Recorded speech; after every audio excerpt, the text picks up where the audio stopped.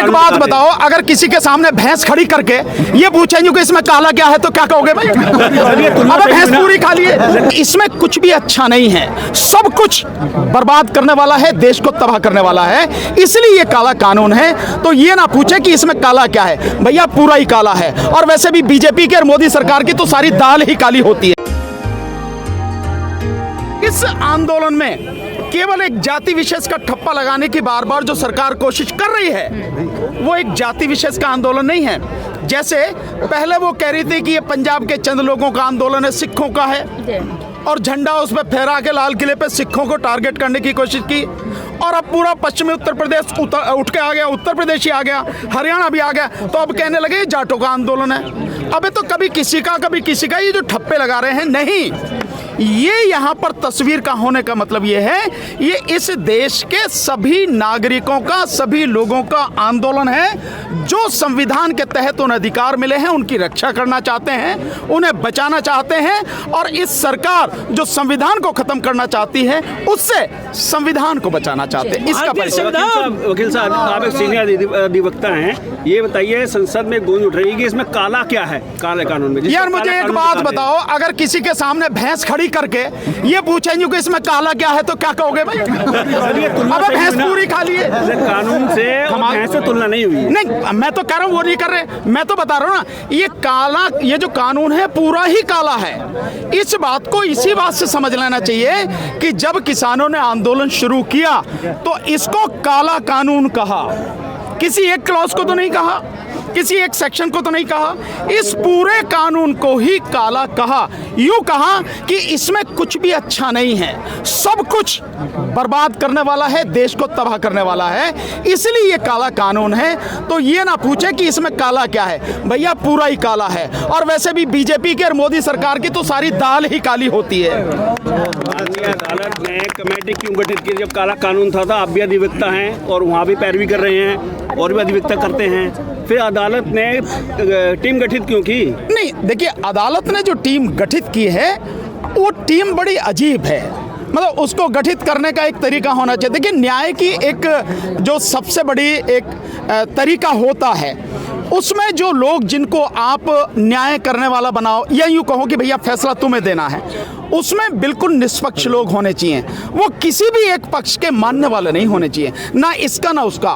वो किसी के नहीं मानते, जो सच है वो सामने आए और वो फैसला वो दें। अब आप देखिए कि जिन लोगों को कमेटी में रखा गया, वो चारों लोग नंबर एक तो कानून के जानने वाले नहीं हैं, और सलाह सुप्रीम कोर्ट कानून पर मांग रही है और कह ये रही है कि कमेटी हमने अपने लिए बनाई है और ये बताएगी कि इनमें से किन प्रावधानों को हटाया जा सकता है। दूसरा, जो कमेटी है वो पूरी तरह से एक पक्षी है। मतलब ये कि चारों के चारों लोग वो इन कानूनों को सही मानते हैं, इन कानूनों की वकालत करते रहे हैं, इसके फेवर में मीडिया पर बोलते रहे हैं, लिखते रहे हैं आर्टिकल वगैरह। तो मतलब ये है कि जो लोग कानून को सही बना रहे हैं, आप उन्हीं को जो है ये कह रहे हैं कि भैया तुम जो इसमें बताओ कि क्या हटेगा। तो सीधी सी बात है, वो तो पहले ही दिन मालूम है कि इसमें से कुछ भी नहीं हटेगा, सभी कुछ ठीक है, यही तो होगा ना होगा। दूसरी बात ये है, आप जो कह रहे हैं उसको कहने से पहले आपको सोचना चाहिए। माननीय सर्वोच्च न्यायालय को चाहिए, उसका जो अधिकार क्षेत्र है वो उस अधिकार क्षेत्र में ही काम कर सकती है ना। उन्हें जो डिसाइड करना था ये कानून संवैधानिक वैधता रखते हैं या नहीं रखते, इनकी कॉन्स्टिट्यूशनल वैलिडिटी है या नहीं है, ये तय करना था।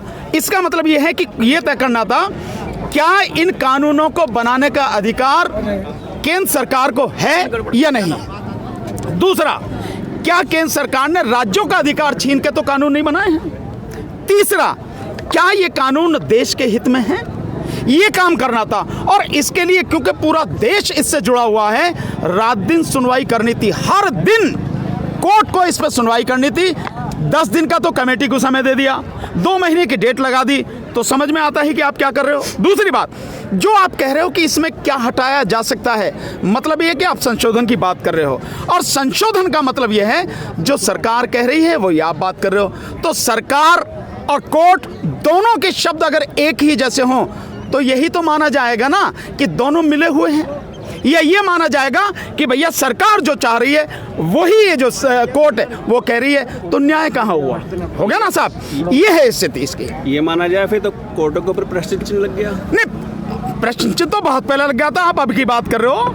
प्रश्न चिन्ह तो उसी दिन लग गया था कि जब सुप्रीम कोर्ट के 4 सीनियर जजेस बाहर आके प्रेस कॉन्फ्रेंस करते हैं और वो ये कहते हैं कि सुप्रीम कोर्ट में सब कुछ ठीक नहीं चल रहा, देश का लोकतंत्र खतरे में है। 4 सीनियर जजेस, उसी समय 3 साल पहले ही ये प्रश्न चिन्ह लग गया था। लेकिन उसके बाद तो बहुत चीजें हो गई और आपने देखा है कि जो जरूरी मुद्दे देश के थे वो सुप्रीम कोर्ट में आज भी ज्यों की त्यों पड़े हैं। साल 1.5 साल हो गई, किसी पर सुनवाई नहीं है। जैसे इलेक्टोरल बॉन्ड का, इलेक्टोरल बॉन्ड आप समझते हो क्या है?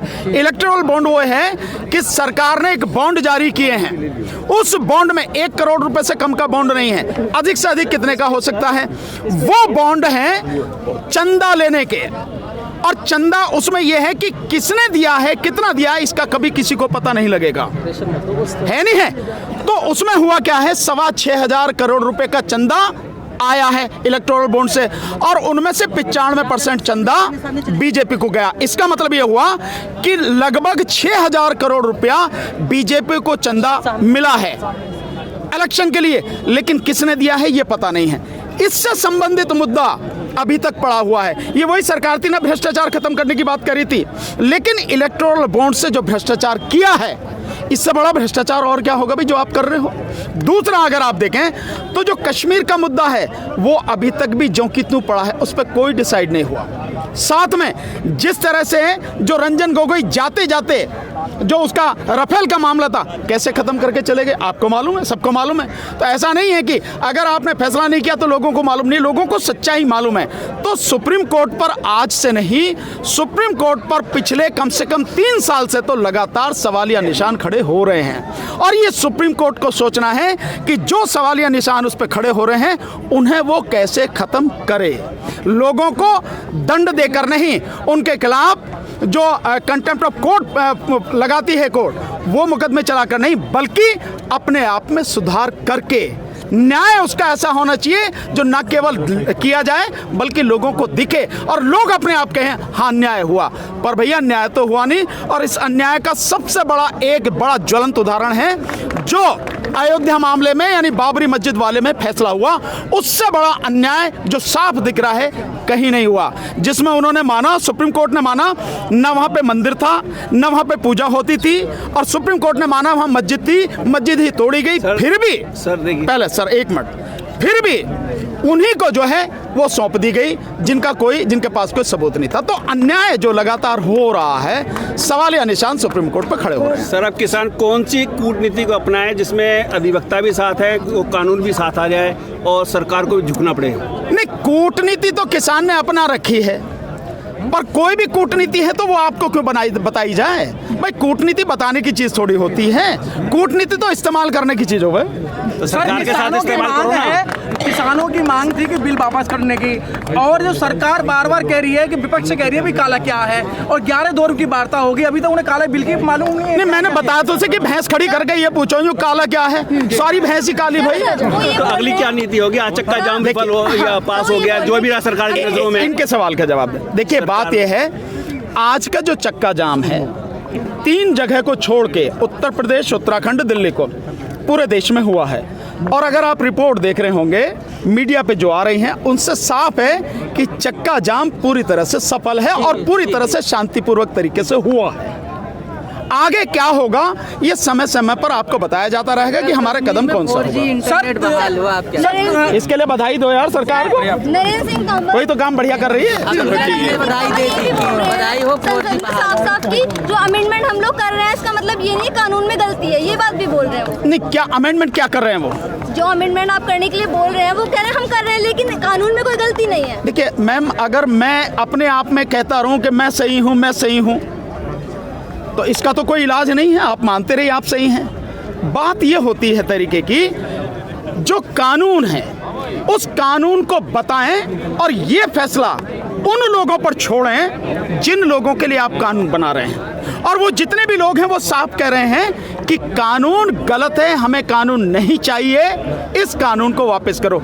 इसे ऐसे समझो आप कि माना मैंने जो है ज़बरदस्ती मैं आपसे कह रहा हूँ कि भाई ये कोट पहनो, आप कह रहे हो नहीं मैं तो नहीं पहनूंगा, नहीं मैं कह रहा हूँ नहीं पहनना पड़ेगा तुम्हें कोट, ये मैं दे रहा हूँ ना, मैं कह रहा हूँ तुम्हारे लिए अच्छा रहेगा, कह रहे मैं पहनता ही नहीं यार कोट, जबरदस्ती है क्या?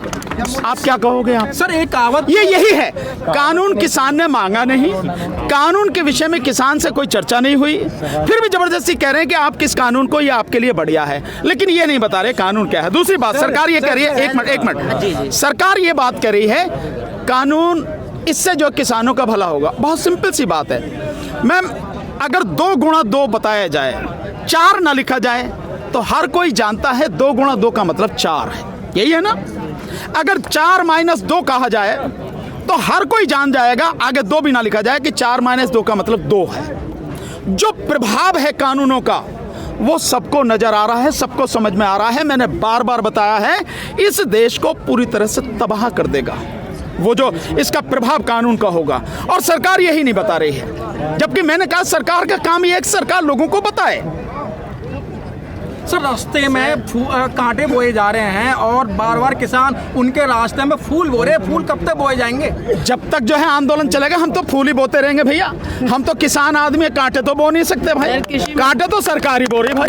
सर कृषि मंत्री जी ने कहा कि इस कानून में जितने संशोधन की जरूरत थी हमने कर दिए, आगे और भी संशोधन करने के लिए तैयार हैं। किसान इसकी भलाई पे बात करने के लिए तैयार नहीं, उनको बुराई नजर आती क्या? नहीं, अब बहुत मैंने आपको बता दिया, अभी बताया नहीं, आपने देखा नहीं, ये पूरा कानून ही खराब है, इसको वापस लेना ही पड़ेगा, आज नहीं तो कल, कल नहीं तो परसों, इससे कम पे कोई समझौता नहीं। सर एक तरह से जब देखा जा रहा है कि जितने भी फिल्म स्टार है, क्रिकेटर है, बस जब एक ट्वीट से रिहाना ने किया और भी बहुत लोगों ने किया, तो यहाँ पर हमारे अंदरूनी मामला हो गया।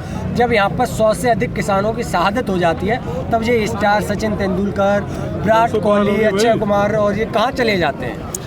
नहीं, इसी से आप ये अंदाजा लगा सकते हैं। मैं एक बढ़िया वो देख रहा था, आपने देखा होगा, मैं समझता हूँ उससे बढ़िया कुछ मैंने नहीं सुना, और शायद वही शब्द मैं इस्तेमाल करने जा रहा हूँ। आपने आर्टिकल 19 देखा है अनिल जी का?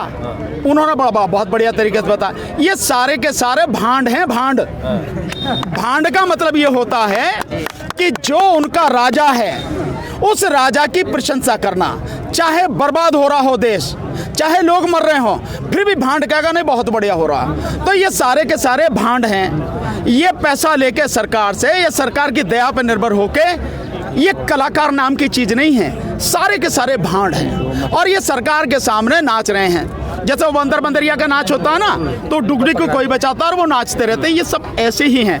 देखिए एक बात समझिए आप, अगर आपको जरा सी भी शर्म लिहाज है, इनमें से किसी व्यक्ति ने कानून नहीं पढ़ा, चाहे सचिन तेंदुलकर हो, चाहे आपके अक्षय कुमार हो, अजय देवगन हो, लता जी हो, अजय कंगना को तो छोड़ो, उसने तो विराट कोहली हो, शिखर धवन हो, ये कोई भी हैं, इन्होंने किसी ने कानून नहीं पढ़ा। और अफसोस ये है कि जिस व्यक्ति ने कानून नहीं पढ़ा और वो बिना जाने बिना समझे किसानों को देशद्रोही कहे, तो मैं आपके माध्यम से सीधा कह सकता हूं, अगर इस देश में कोई देशद्रोही है तो इस देश की बीजेपी सरकार, और इस बीजेपी सरकार की गुलामी करने वाले, उसके तलवे चाटने वाले, उसकी जो मतलब भक्ति करने वाले, वो सारे के सारे भांड, वो सब देशद्रोही। एक